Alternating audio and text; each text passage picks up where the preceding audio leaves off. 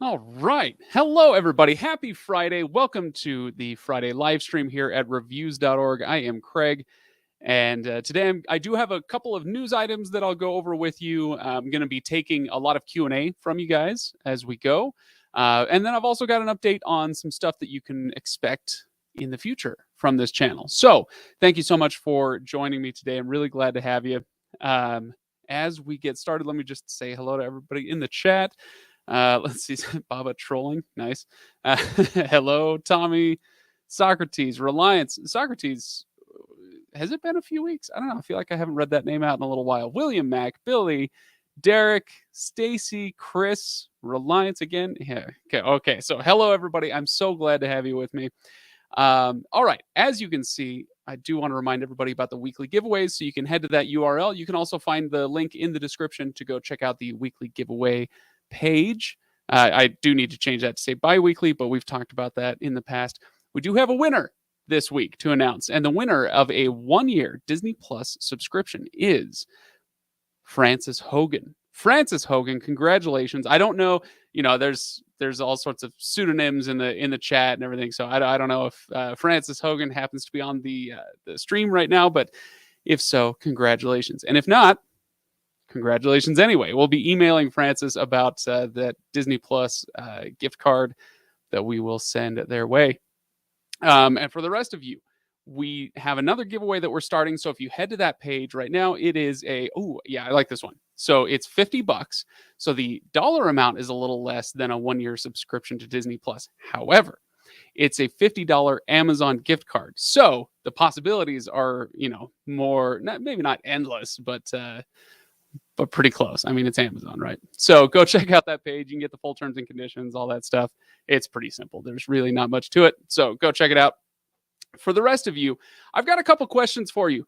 First of all, in the chat, let me know if the sound quality on these streams is acceptable to you. The reason I ask that is because I used this exact setup to actually record a video earlier in the week, and when I when I took that and put it into my my editing software, I was like, that there was a hiss involved that was just it was too much for me. I couldn't take it, so I had to do a lot of work on fixing the sound on that video. Anyway, so you let me know if it's bugging you like crazy. If it is, I'll find some other setup. If it's not, maybe it was just a one-off thing that happened this week. Otherwise, let's see. So Tommy says it's good. Everybody's okay. So people are saying it sounds good. Good. I'm glad to hear that it was just me. All right. So let's talk about a couple of news items. This one is so I'm going to start with and end. Yeah. I'm going to start and end with a couple of Roku news items. Because to be honest, they're the ones that keep making the news. I mean, as far as streaming devices, obviously we talk about streaming apps or, the content, whatever. There's lots of news being made all over the place. But when it comes to streaming devices, Roku is the only one that seems to consistently make news. So yeah, it's you guys know that I love Roku. I use Roku, but I don't try to consciously favor them over other devices when I talk news stories. But sometimes it just works out that way. We've had a few solid weeks of kind of wall-to-wall Roku content. But that being said, let's see if I can share my screen here. The first one is that the Roku Streaming Stick 4K Plus, it's a mouthful, but it's a real device, I promise, is on its biggest sale ever right now. So the Roku Streaming Stick 4K Plus is on sale. Let me pull up my screen here. There we go. All right. So you can here. Let me blow this up. In fact, I can just put myself down in the corner. That'll make it a little bigger. So normally $70. Oh, you know what? I can also get rid of that. Normally it would be $70. It is down to $50. So $50 would be the normal price for like the Roku Streaming Stick Plus, I think it was at the time, or the Streaming Stick 4K. I get so confused with the names. Anyway, so just in case anybody is out there, kind of waiting for deals to come up, this is one that is actually a really good one. It's a great device, very quick, highly responsive. That's my number one thing. Obviously, it does 4K, but it also does Dolby Vision, and I think it does Dolby Audio as well, if I'm not mistaken. I'll have to double check. But anyway, so yeah, it's got all the bells and whistles. It's almost like having a Roku Ultra, but it does stop short of some of those extras, the remote finder and the headphone jack in the remote, but you can buy the remote separately. Doesn't it? No, this one does have the headphone jack, you guys. It does have the headphone jack, and it looks like it actually has the remote finder. So basically, this is it's a Roku Ultra without Ethernet. There we go. That's what I'm looking for. That's basically the only thing it doesn't have. So yeah, for $50, it's a great stick. So highly recommended. If you've been on the hunt for a good deal, then that's a good one. Okay. You know what? I don't know if that's a spoiler. I haven't watched it yet. This has been a very busy week. Not least, it's been a very stressful week. First of all, it's been very busy for me. And second of all, with everything going on in the world right now, with what's going on in Europe right now, it's also been a very distracting week. And so, and speaking of which, I should acknowledge that it's horrific, and I feel terrible. And obviously, my heart and everybody's heart, I think, goes out to the people in Ukraine and what's going on over there.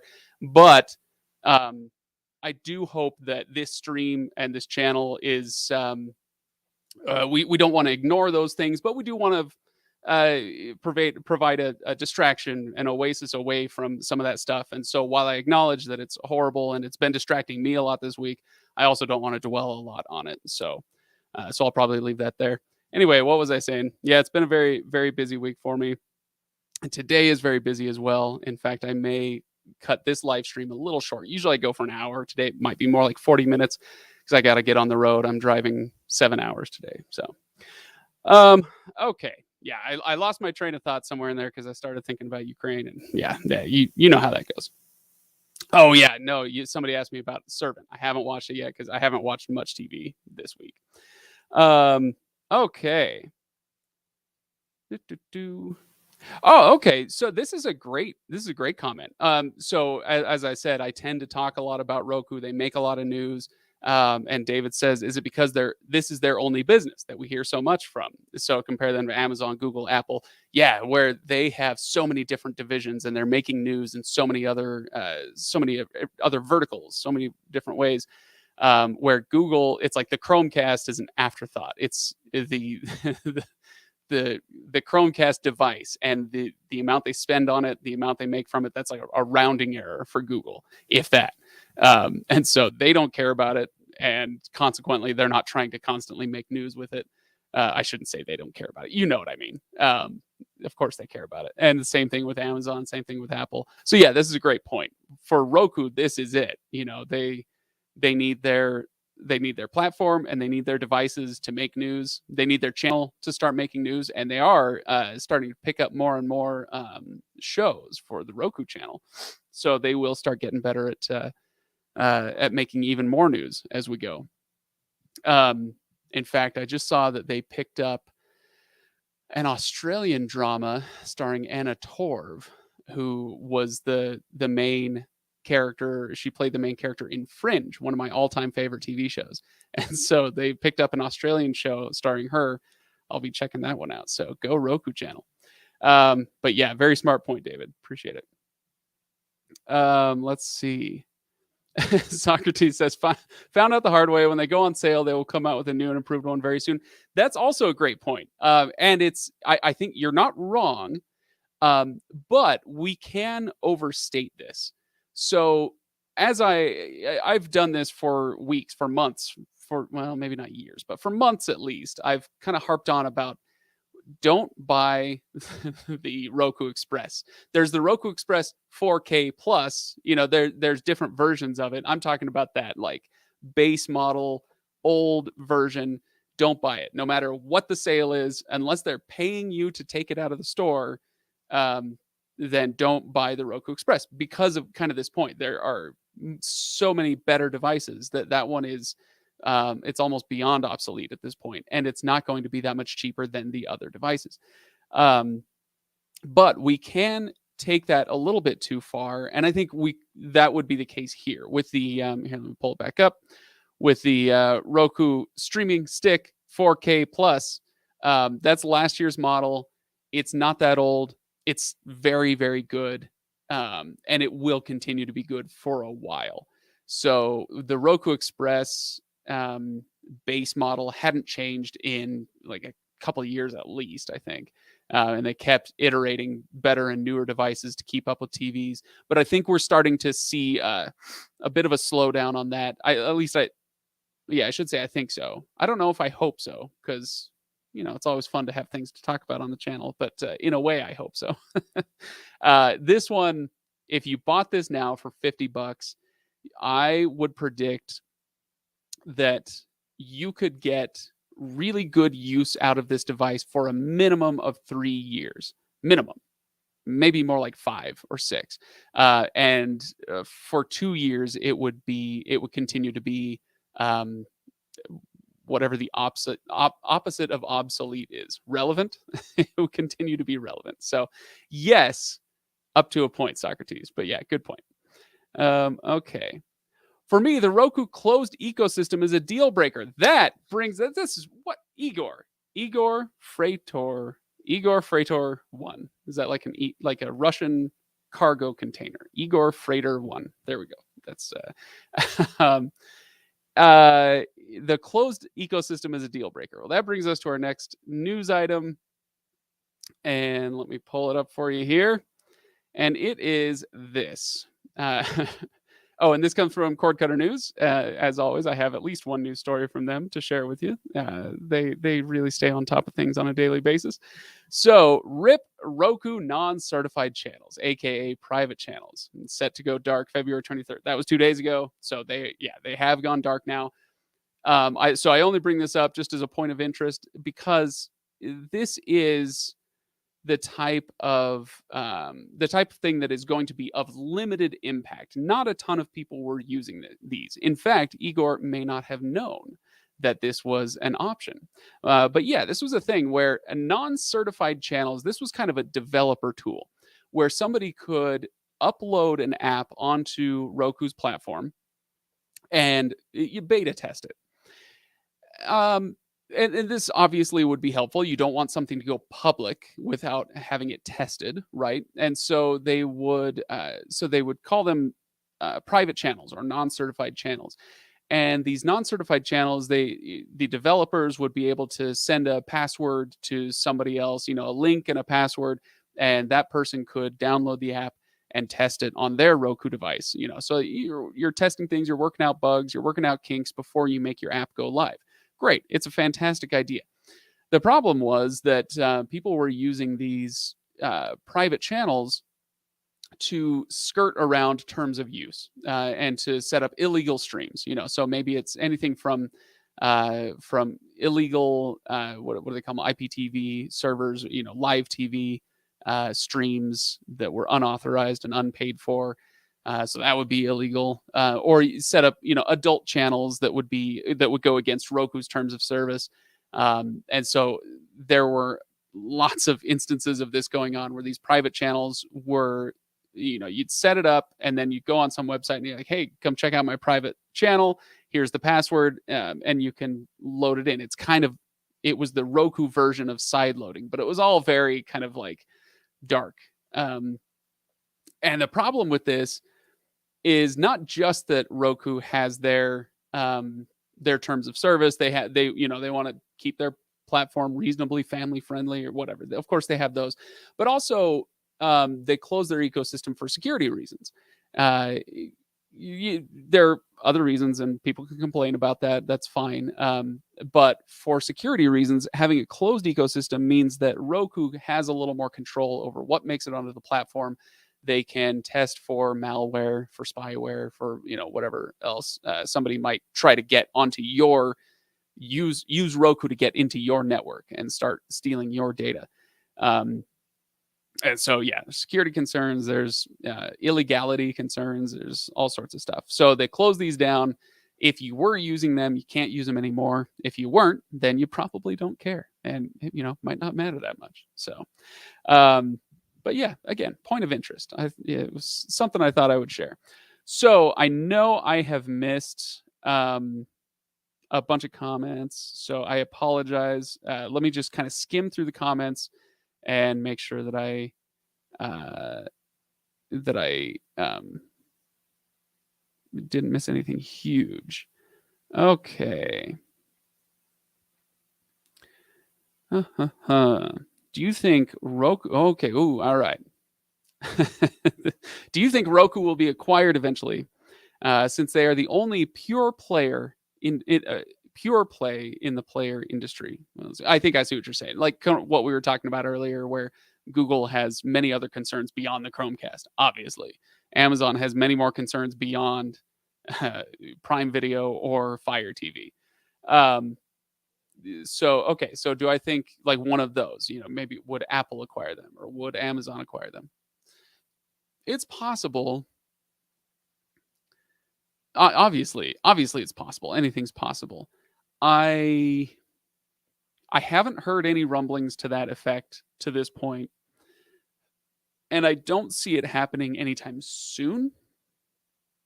Just because Roku is so dominant in the streaming player, the streaming ecosystem space right now, at least in the U.S.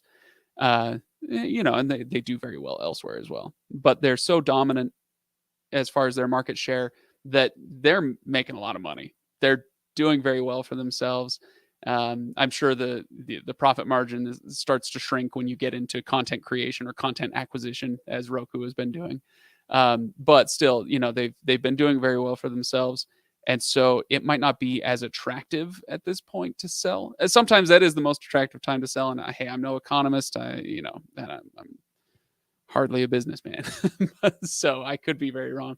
But would Roku sell? I would see it being the more attractive option if one of those other, if one of the other platforms really started to gain ground or even overtook Roku, and it was like, oh, Roku, they're kind of maybe fading into the sunset, and so like maybe Fire TV overtakes them and becomes the dominant media player in the US.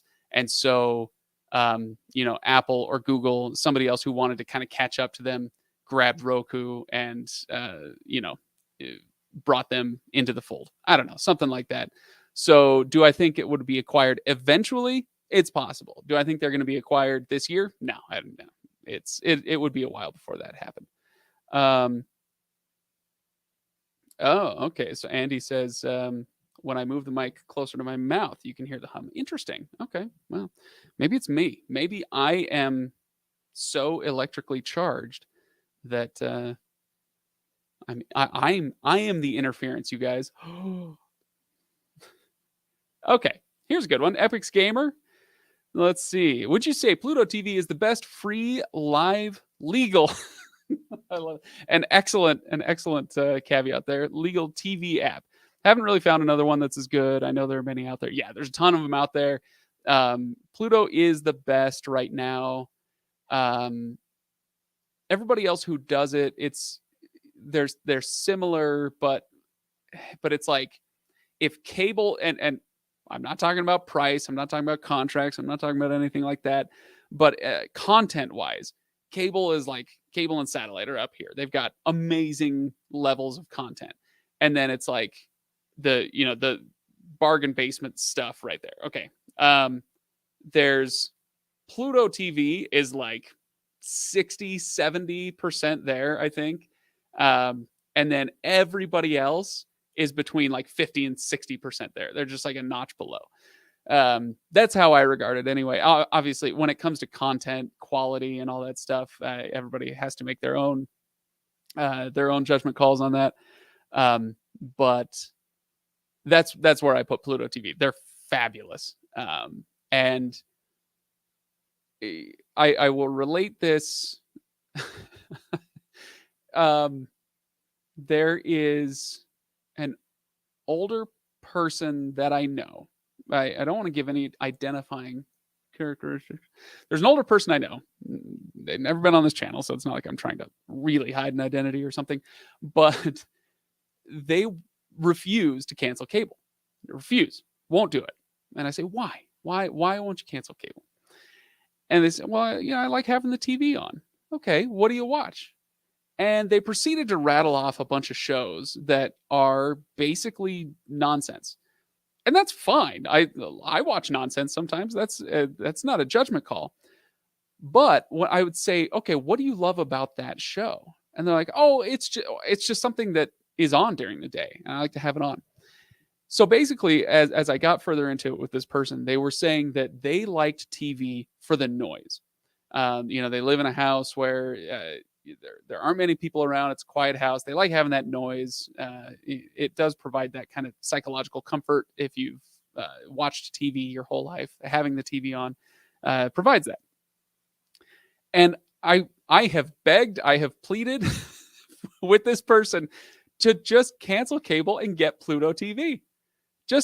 They've already got a Fire TV, and so I'm like, just take your Fire TV stick, and they don't use it very often, but or no, I think it's a smart TV, Fire TV, whatever. And so I said, just cancel cable, get Pluto TV, and you'll never have to worry about having company in the house again. Like you get the exact same thing, many of the same shows. It's not like you're keeping up with shows every week and you love seeing the brand new episode right when it comes out. It's just noise. So anyway, yeah, I like Pluto TV, and I would say it's the best one out of those. Okay. Oh. In the year 2040, when all these licensing agreements finally expire and everyone at that point has pulled their own stuff to their own service, and streaming is going to be a lot less exciting. Yeah. Until the next thing, right? They're like, cable was very exciting back in the 80s and then in the 90s, and there's this explosion of channels kind of throughout the 90s and into the 2000s. And it was a very exciting time to be in cable. It's like broadcast is dead. Of course it's not, but that's the way people talked at the time. And then cable got to a certain point, and when it became uninteresting, the landscape shifted, and it became all about cord cutting. And here we are. And cord cutting, or we won't even call it that at some point. We're just going to call it TV. The TV landscape will be less exciting, and something else will come along. What will that thing be? I don't know. I gotta keep my streak alive of always being right. So I'm not gonna guess. I don't know what it's gonna be. But let's see. Igor says, for me, Tubi is the best free app. Tubi would be a little different. I know they do have some of those live channels, but I think of them more as a Netflix imitator than a cable imitator.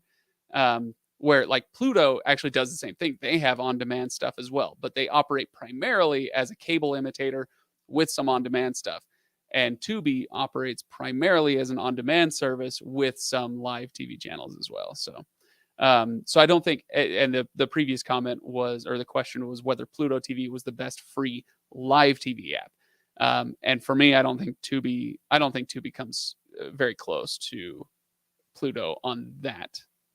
But as far as free on-demand services, yeah, you could make a very strong argument for Tubi being the best in that way. All right. So before I try to get to all the rest of the Q&A stuff, and I will pull up some more comments. I'm going to have to skip a lot, and I apologize for that. But I'm going to pull up one comment here from Derek Vallum. Because this gets into just one other thing that I wanted to talk about. Make sure that I get to this on this stream, because like I said, I want to talk a little bit about the future of the channel, what's going to be going on with this channel as we go forward. So Derek says, content suggestion: with so much original content out there, maybe do a recommendations show every so often, and people can chime in with their own recommendations in the comments. Well, Derek, you're a freaking genius, okay? Because yeah, that's happening. I don't know when. I don't know exactly when that'll happen, but basically this channel for a long time has been, for 5.5 years has been all about devices and services, especially on the streaming side. What I've done on this channel has been all about devices and services. What's the new Roku device? What's the new Chromecast? What's the new Apple TV? So we'll review the devices, how to set up the device, tips and tricks, and all that stuff. And then we get into some some apps, I guess we should call them. So the top 10 free apps on this or that, some hidden gems on this platform or that platform. So we do a lot of that stuff. But content is something that I haven't gotten into yet. There are a few reasons for that. We did want to keep the channel focused, but then also there, when we're talking about devices and services, yes, it's my opinion, and I try to make that clear. For the most part, unless a device is supremely crappy, my general line is everything is right for somebody. And so it's like, is Roku the best? It depends on what you want. Is Apple TV the best? It depends on what you want and what you're willing to pay.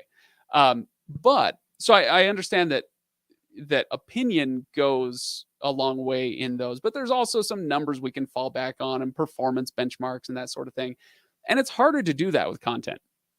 It's impossible to do that with content. It's pretty much all opinion. What is good? That depends, on your taste and the zeitgeist and all that stuff. So we've been hesitant in the past to get into much content stuff. But that may be changing. I should say that will be changing, I think, here in the future with more content recommendations. I just need to figure out a way to do it. And so, like Derek says here, maybe do a recommendations show and people can chime in with their own recommendations in the comments. And that's kind of along the lines of what I'm thinking is, how do I want to do this? I would want to make it interactive so that it's not just all about what I think everybody should watch. Obviously, I'm going to tell you what I think you should watch. And occasionally I do that here on these live streams, but does that make sense? So I want to foster a kind of collaborative environment as we're talking about content on this channel. But I do think it's a niche that we could start to gingerly elbow our way into and start talking about recommendable content. So Derek, you're a genius, and we're planning on it. And so I want you guys to sound off in the chat.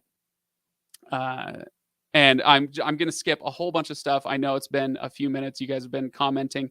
I apologize if I missed your comment. And it has something to do with this. Then please go ahead and throw it on there. But let's spend a few minutes talking about that. Then we'll do a little bit more Q&A and start wrapping this bad boy up in about 10 minutes or something.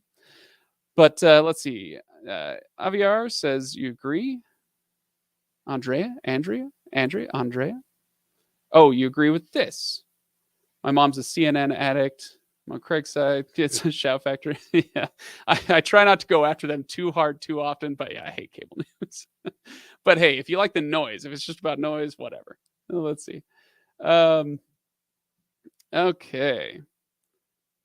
So as I'm waiting for some more comments, because I know there's a lag as you guys make comments. I'm on a site that takes it takes like 30 seconds or something to bring the comments in from YouTube and Facebook, so it takes me a second to see them.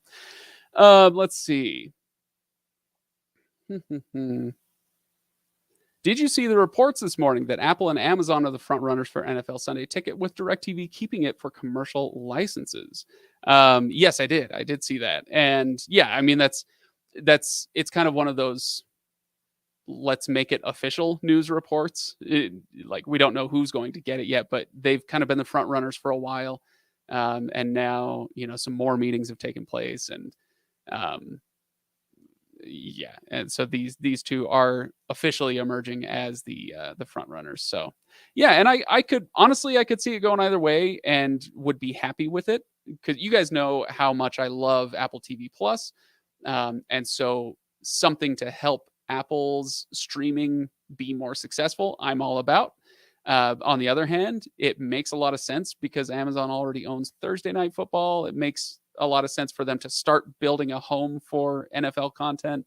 And I'd be just as happy either way. Okay. Let's see. Okay, break it down by service. So again, going back to content, how do we do content? Break it down on by service. This month on Hulu, yeah, it's that would be very easy content to do, very easy. Um, and if it's helpful, that's great. I do kind of feel like it maybe I would do this. If it turns out to be helpful, um, then it makes a lot of sense. But I don't want to just fill up the channel with the easiest content in the world. Some of my videos are easier than others, and that's okay. But I do, I put thought into them.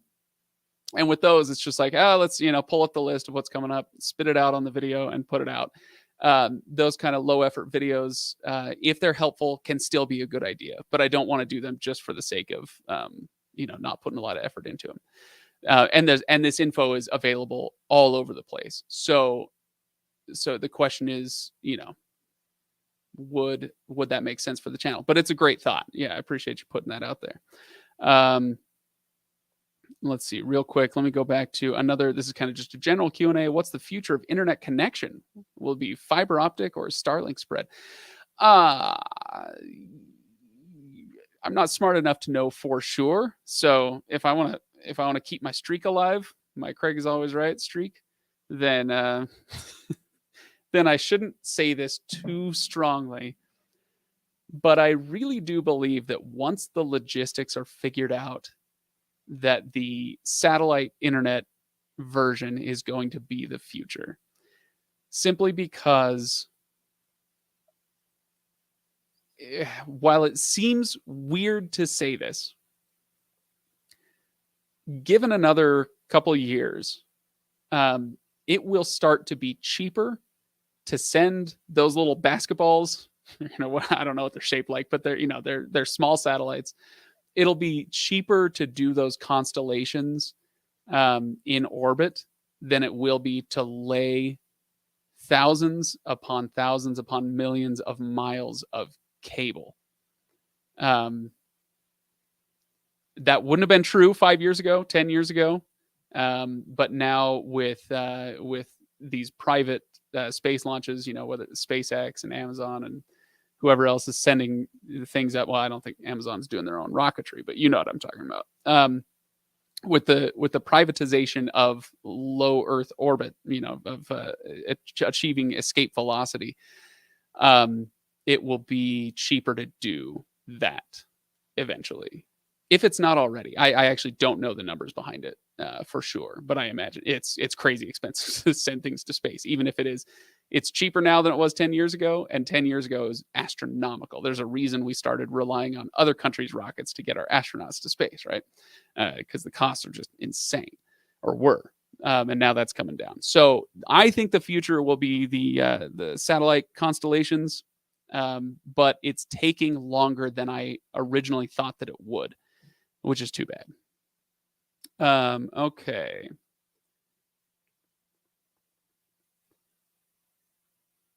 Mm-hmm. There was talk at one time that NBC and CBS were playing footsie with the NFL. Yeah, oh yeah, everybody met with NFL and the NFL and NFL Sunday Ticket and all that stuff. Everybody met with them. Everybody wanted to throw their number out there. So yeah, there was talk of. I mean, I was going to buy an NFL Sunday Ticket at one point. I called them up and was like, hey, $500, and they're like, no, probably not. So I fell out of the running. But yeah, it's everybody wanted their shot at it, but their Amazon and Apple are clearly the front runners. Okay. Hey, I took your recommendation on Mayor of Easttown and loved it. Well, good. So content-wise, I'm not always wrong. Greetings from Canada. Greetings. Welcome. Glad you're here on the chat. Okay. So AVR says, I don't see Starlink itself doing the job, but satellite internet will take the day, so to speak. Yeah. Yeah, that could be. I still think there's a chance for Starlink. I don't know. Maybe not. I don't know enough about it. We need Juan on these. I hope you guys all watch Juan's videos. They're good. Okay. Most of the African continent, I think that is, skipped landlines entirely and went straight to mobile. Yeah, there was a lot of infrastructure that got skipped over there, and that's a whole issue that I'm not going to get into in the next, 5 minutes on a on a live stream. But yeah, there's a lot of infrastructure that got skipped over there. Yeah, anytime you don't have to lay physical lines to every individual house, you've got an advantage built in. Unfortunately, the old satellite internet system where it was, you'd have three satellites in geosynchronous orbit, and they'd be like, I can't remember the number, 22,000 miles away from Earth. And that's basically so that they can cover a whole continent, right? That's how, oh gosh, HughesNet and Viasat, that's their setup. Um, and that's, hey, that's great. That's one way to do it. And I'm glad they did it. But it did create problems with latency and, and it's incredibly expensive, bandwidth issues. So, it's expensive for them to run. So it's expensive for somebody to buy. Anyway, so yeah, I do think that satellite is the future, but not those, not those kinds. The low Earth constellations are much better. Okay. I don't know much about Canada's fees for internet, but that's true in many countries. I lived in Europe for a while, and like cell phone and internet charges there were something to behold. We think we've got it bad here. Whew. Yeah. Whew.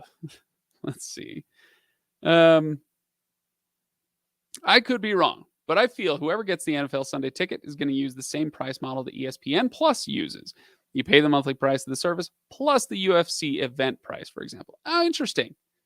That could be the case. Yeah, I mean, I could see that. Like, okay, so Fraden makes a good point here. If Apple TV Plus got it, or Apple got it, maybe they integrate it onto that platform, but they say, hey, look, $5 a month is not going to cover our costs for this. So, it's, you get $5 a month for Apple TV Plus, and then you have the option of adding on NFL Sunday Ticket for $30 a month or $50 a month for the duration of the season. I could easily see that. And honestly, I don't even mind that very much because it is very expensive. The NFL is a hot ticket. They make a ton of money, and so they can make a lot of demands for licensing that way. Because that's how it works. But no, but point is, yeah, it is a very expensive service for either of these companies to buy. And so it's going to be an expensive service for us to get. So I don't mind that they need to pass that cost along. And I kind of like the idea of having the option. Again, I've said this in the past, but one of the things I love about streaming is how streamlined it can be. And so having too many options can get cumbersome, but at the same time, that's also part of the benefit of streaming is having options. And so if somebody says, yeah, you have Apple TV Plus, but if you don't care about the NFL, you don't have to pay for it. Yeah, I like that. So we'll see. Let's see. Daniel, how you doing? Or sorry, Craig, how you doing? I'm good. Daniel, how are you? I hope you're doing very well. All right, we got a couple minutes left on this stream. Let's see. Philo will not leave this year. You said I did. My prediction was that if I think I can't remember. I need to go back and watch my prediction video. It was kind of a tongue-in-cheek prediction video, but I do kind of stand by it to a certain extent. That I think what I said was if we lost any live TV streamers this year, it would be Philo. That would be the first one to go. And I still stand by that. When they'll go exactly, that's up in the air. But I don't see them. They're kind of in a weird space between the ultra premium services, YouTube TV and Hulu Live and all that, and cable for that matter. They're kind of between that stuff and the stuff you can get for free, like like Pluto TV, or Tubi or whatever. And they kind of exist in this weird niche. So just me getting the lay of the land. I don't have high hopes for Philo sticking around in the long term. But hey, despite what my mug says, I could be wrong, I suppose. So I would take a little sip out of it, but it's got some old stuff in there that I don't want to sip. So let's see. Oh yeah, there you go. Okay, so that's what we're talking about. An add-on for football. That's what Amazon did with Thursday Night Football, but very affordable. Yeah, there you go. Okay. Um, is HBO killing Cinemax? And why is Warner Media selling HBO without HBO Max? I do not know enough about this particular issue to get into it. I mean, I see the headlines. I kind of loosely follow it, but I cannot speak with any authority on this subject. So I am going to. So there are headlines out there that's like, well, never mind. Maybe we just won't get into this. But a world in which, I guess I'll just say this. Oh, the world in which Cinemax makes sense is in the rear view mirror. It's not gone, but it's drifting away. Yeah, I can say the same thing to a certain extent for Stars as well.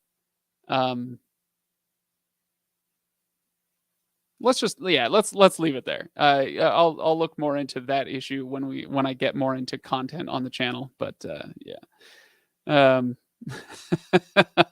I might not always be right, but I'm never wrong. Yeah, it's not quite as pithy. It's not a great hashtag, but maybe I could maybe that's the other side of the mug. Like, I don't know. I like that. Yeah, no, it's Sobs makes a good point. Yeah, Warner isn't selling HBO. No, they're not selling HBO. It's the question. I guess the better question from that previous one is what's going to happen with Cinemax, because they also own Cinemax. Anyway, all right. One question. Okay, so I just have one question about Hulu with live TV freezes a lot on the Fire Stick 4K, and that's one of those issues I can't necessarily help with. It happens sometimes, and it generally gets fixed. If it happens a lot, there could be a specific issue with your setup. It could be that there's an issue where, the hardware is breaking down for whatever reason. The software is glitching out. So that's a possibility. More likely, what often happens is, the platform will update and the app isn't keeping up. It's like there's some piece of the code that isn't compatible with the new update, or vice versa, right? The app updates, but now it's not quite compatible with the code. And when that happens, you get these glitches like this. And it happens every so often. And usually, they're flooded with customer service requests and notifications and tweets, and people are ticked off about it, and so oh gosh, we got to either roll the update back or fix it, and it usually gets cleared up after a while. If it's been going on for a long time though, what I would say is manually check for updates. Both, let's see, if you're on Fire Stick, then go to your settings, manually check for software updates, make sure your software is up to date, and then do that for the apps as well. Make sure the apps are updated.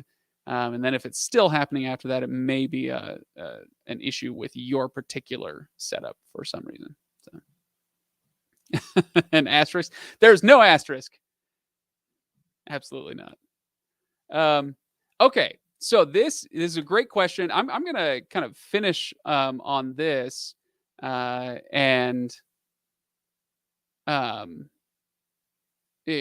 so I'm going to finish on this one. What'd you do with your Roku stream bar that failed you? I updated people, but last week during last week's stream, but I'll update any of you who missed it last week. I got a call from Roku. Obviously the video, I tried to be very fair and somewhat diplomatic, but I was definitely frustrated, and that came through. And so they weren't thrilled with the video, and the information I was given by customer service at Roku was not correct. And so I got a call from Roku, and they were like, hey, that's not how this is supposed to work. So I spent some time with a few people from Roku, and we got it set up. It actually does work. The stream bar setup does not. All right, let me put it this way. The video said that the stream bar, like in a surround sound setup, the stream bar isn't going to work with a Roku TV. And I thought, that's crazy. So I made a video to that effect. Turns out that is crazy. Yes, it can work. And like I said, the information I was given was not correct. So they walked me through it. I got it all set up. And the original idea, so I'll tell you guys again, over here, it's kind of dark back here, but you can see there's the TV. It's a Roku TV. I've got the wireless speakers right there. I have the Roku TV, 2 wireless speakers, a subwoofer, and I added the stream bar into the mix. And the idea was, okay, great. Now I can get a little surround sound system going. And I was going to make a video about what it was like to have Roku surround sound, and if their sound equipment is, comparably good to other companies. You get a Sonos or bar or whatever. And so that was the idea, but I couldn't make that video because I couldn't get it to work. Well, that video is back on, and I'm planning on it for next week. Okay, so that video is going to come out. I'm hoping for next week.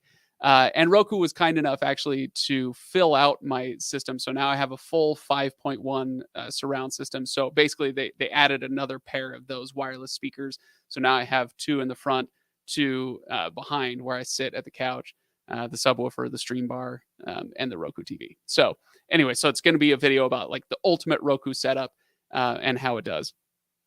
Anyway, I'm really looking forward to it. It's going to be the ultimate Roku sound experience because it's a Series 6 TV that's a couple of years old. It's not their brand new, they call it micro LED, I think. It's not their newest technology on the video side, but on the sound side, it's like the best they've got to offer. So I will fill you all in next week. Stay tuned, like and subscribe, all that stuff. And I'll let you know. And I'm going to go through in that video. Here's exactly what you have to do to make this work. And hopefully their customer service people, hopefully their material, their setup, quick setup guides or whatever, their material will be updated to better spell out specific situations. But anyway, so that'll be next week. Anyway, so thank you everybody for joining in today's live stream. Dawn says this channel is helpful. I appreciate that. I'm really, really glad. That's what we go for. Like I was saying earlier, I want to get into more content topics. So not just devices and apps, but actually getting into the content. But I don't want to do that unless it's helpful. That's my number one goal. So if you have any requests, then you can go right there on Twitter. That's my Twitter handle. That's the best and easiest way to get a hold of me. But you can also find the contact info at Reviews.org, and you can find me that way as well. All right. So I'm just making sure I'm not missing anything really, really important. Okay. So again, thanks. Don't forget to go to Reviews.org/giveaways this week, or I should say for the next 2 weeks. It's going to be the prize is a $50 Amazon gift card. So this one, you can spend it on whatever you want. It doesn't have to be for a specific streaming service or whatever. It's a $50 Amazon gift card. So if you go to Reviews.org/giveaways, very, very, very easy to enter. And I know a lot of you have heard this speech many times, but I'll just make sure if there's anybody new on the stream that they get to hear it as well. It's really easy to enter because we're not we're not doing this for any reason really other than saying, hey, thanks for supporting the stream, thanks for supporting the channel. We want to make sure that we give people a chance to get a little something back from us. I know we can't give you all $50 Amazon gift cards. That would be very difficult, but we can do a little bit every now and then, and we enjoy that. So it's fun. All right, everybody, wish me luck. 7 hours on the road. I'm heading out. I'm going to go caffeinate, and I will see you all next week for a Roku video and another live stream. All right. Have a good weekend.